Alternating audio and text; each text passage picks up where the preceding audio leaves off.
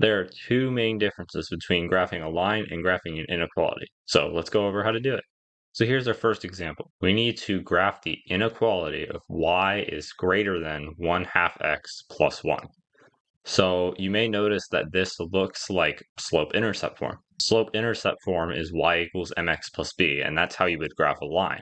And this looks exactly like a line that we would graph. The only difference is that we have a different sign than equals. So our first step here is going to be to graph this as if it was a line. So if you're not quite familiar with how to graph a line, I have a video on it that you can watch on the card on the screen right now, but I'm also going to quickly review it here. So basically, m here is the slope, right?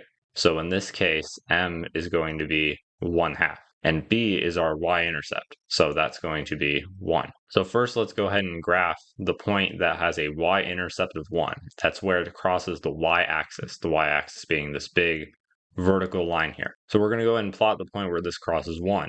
0 is right here, and we're going to go up 1. So our y-intercept is going to be right here. And now we just need to graph the slope. Remember that slope is rise over run, and our slope here is 1/2. So in this case, the rise is going to be 1, and the run is going to be 2. So let's go ahead and graph that. We're going to rise 1, and then we're going to run 1, 2. And here's our point. And now if you wanted it to be a little more accurate to help you draw a straight line, we can do it one more time. So we can rise 1 and then run 2. So we have our points here to graph the line. And normally when you're graphing a line, you would just go ahead and draw this right away. But because this is an inequality, you need to ask yourself one more question.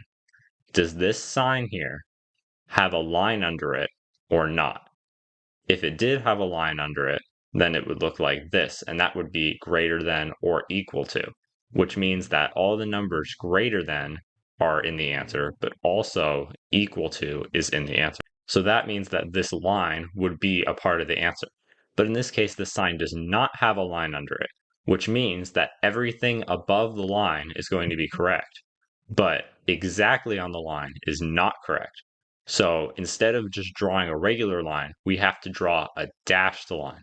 So here is our extremely terrible dashed line drawn across these dots. It's a dashed line because it is not part of the answer. So our final step here for inequalities is we have to shade in the part of the graph that's correct. Now in this case, we have a greater than sign. So everything that is higher up than this line is going to be correct. So we're going to shade in everything that's higher than this line. So here it is shaded in. Everything that is higher up than this line is correct because it's greater than. If it was less than, we would have shaded in below the line. So this is the final graph of y is greater than 1/2 x plus 1. Here's our next example. Now we're going to do this the same way as we did last time, except you may notice that this time the equation is not in slope-intercept form. In slope-intercept form, y is by itself on the left side of the equation. But in this case, y is not by itself, it's got a plus 2. So we need to rearrange this equation so that it looks like slope-intercept form. So we need to get y by itself. We can get rid of this plus 2 by doing the opposite of plus 2, which is minus 2. So these cancel out, and on this side, we're just left with y. And on the other side, we have 2x minus 2, which we can't subtract, so we're just going to leave it the same. And this sign is just going to carry over. So now we have a line in slope-intercept form that we can graph. So let's go ahead and graph it. Remember that the number next to x is Remember that the number next to x is m, the slope. So our slope is going to be 2. And our y-intercept is going to be not 2, negative 2. We've got to remember that sign. So this is going to be negative 2. So let's go ahead and graph our line to start off. We're going to start with the y-intercept, which is minus 2. So we're going to start in the middle and go down 1, 2. This is where the line is going to cross the y-axis. And now we just need to graph our slope. Remember that slope is rise over run. In this case, our slope is 2, and anything that's not a fraction is just over 1. So our rise is going to be 2, and our run is going to be 1. So let's go ahead and plot this slope. We're going to rise 1, 2, and we're going to run 1. So this is our new point. And if we wanted to, we could do that again to make it a straighter line. We could go 1, 2, and then 1. You don't actually have to do this. This is just a way to make it a straight line. If you could just take a ruler and draw through these 2 points, that would be fine as well. So now we need to ask ourselves, do we have to draw a dashed line or a regular line? Well, if you look at the sign here, this sign has a line under it. the line means or equal to, which means that this line is going to be part of our answer. So we can just draw a normal, not dashed line. Wow, that was a terrible line, but you can see here that it's somewhat straight, and it is indeed part of the equation. So we are going to leave it a solid line, not a dashed line. So now we just need to figure out which side of this line to shade in. Over here, you can see that the sign here is less than, which means everything that's lower than the line, we need to shade in.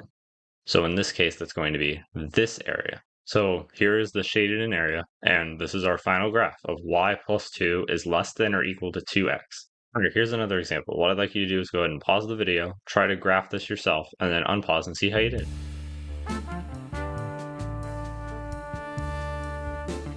All right, so we have y is greater than or equal to 3 over 2x minus 3. So this is already in slope-intercept form, so we can just go straight to graphing it. So remember, m is our slope, so our slope is going to be 3 over 2. And b is our y-intercept, so that's going to be not 3, negative 3. Don't forget those minus signs. So we're going to go ahead and graph our points. First, we need to do the y-intercept, which is where it crosses the y-axis. Negative 3 means we need to go down 3. So here's where we're starting, right in the middle. 1, 2, 3, right here. And now let's plot our slope. Remember, slope is rise over run. So our rise is going to be 3, and our run is going to be 2, because this is our slope, 3 over 2. So let's go ahead and do that. Our rise is going to be 1, 2, 3, and the run is 1, 2. So now we need to figure out what kind of line we need to draw. Is it going to be dashed or solid? Well, here we have a line underneath our sign here. That means equal to, which means the line is going to be part of the answer. So we need to draw a solid line. So here's my, wow, the lines just get worse and worse every equation. This is our line, I guess. And now we need to figure out which side of the line we need to shade. In this case, this is greater than, not less than, right? So greater than means everything that's above the line needs to be shaded in. So here is our shaded in area, and we're done. This is the graph of y is greater than or equal to 3 over 2x minus 3. Here's another example. Go ahead and pause the video, try to solve this for yourself, and then unpause and see how you did.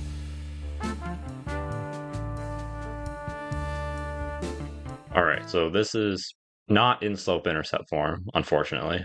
So we need to get this into slope-intercept form by getting y by itself. So how can we get y by itself? We've got two different things on y's side of the equation.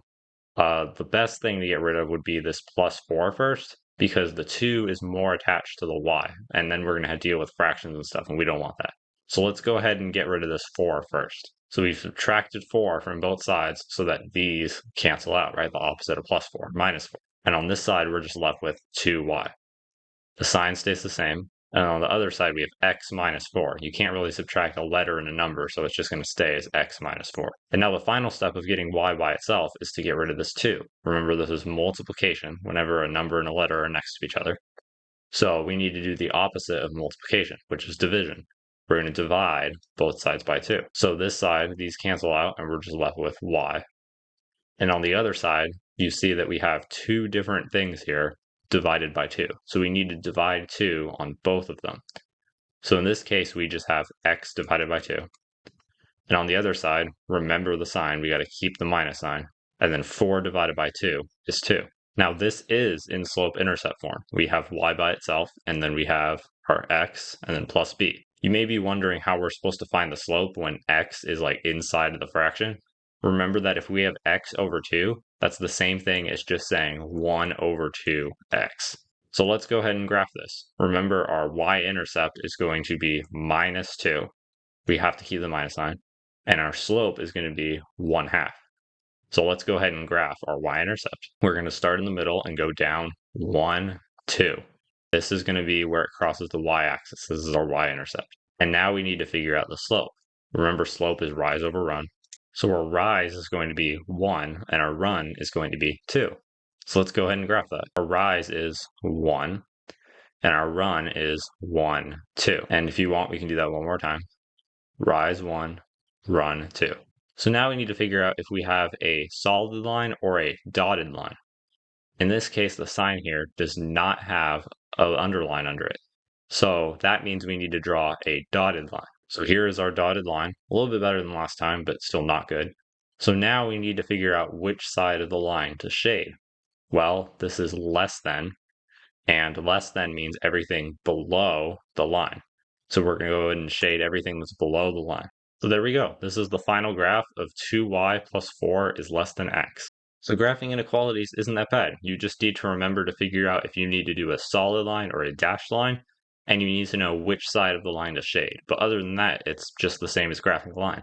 But you've probably done enough stuff with just dealing with one equation. It's time to start dealing with two equations, and that's called a system of equations. If you want to learn how to solve two equations at once, then you can watch this video right here. And as always, if you're stuck with anything and you need help, then go ahead and leave a comment with your question. I'll be sure to answer it. Thanks for watching.